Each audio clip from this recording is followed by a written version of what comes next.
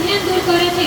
આપણા શિક્ષકો આપણા ગુરુ છે, તેથી જ આપણા શિક્ષકોના ચરણોમાં કૃતજ્ઞતા અર્પણ કરવા ગુરુ પૂર્ણિમાના શુભ દિવસે ખરા મનથી તેમને યાદ કરવા જોઈએ।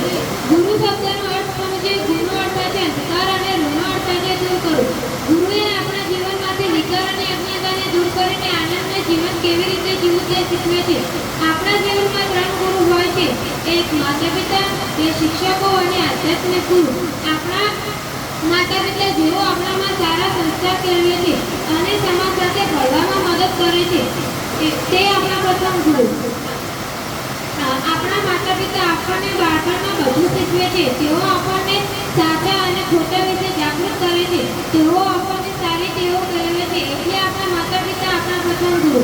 આપણા શિક્ષકો જે આપણને શ્રેષ્ઠ માનવી બનાવવા માટે ઘણું બધું શીખવે છે, તે આપણા બીજા ગુરુ। આપણા શિક્ષકો આપણને વિવિધ વિષયનું જ્ઞાન આપે છે। તેઓ આપણને તેમની વાર્તા શીખવે છે, જે આપણા દેશ ભક્તિને જાગૃત કરે છે। આપણને જીવનનો વ્યાપક દ્રષ્ટિકોણ આપે છે કે આપણે આપણા રાષ્ટ્ર માટે જીવવું જોઈએ, આપણા માટે નહીં।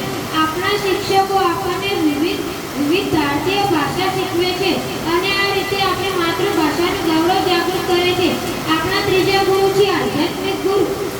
ગુરુ દરેકના જીવનમાં દેખાય છે, જેમ કે શ્રી કૃષ્ણ, અર્જુન, શ્રી રામકૃષ્ણ, પરમહંસ સ્વામી વિવેકાનંદે ગુરુ શિષ્ય સંબંધની પરંપરા છે અને આપણા રાષ્ટ્રની વિશેષતા છે। આધ્યાત્મિક ગુરુ આપણી સાચી ઓળખ આપણને બતાવે છે। અજ્ઞાનતાને લીધે આપણે જાણતા નથી કે આપણને શરીર નથી પરંતુ આત્મા છીએ। આધ્યાત્મિક ગુરુ આપણને આ વાસ્તવિકતાથી વાકેફ કરે છે।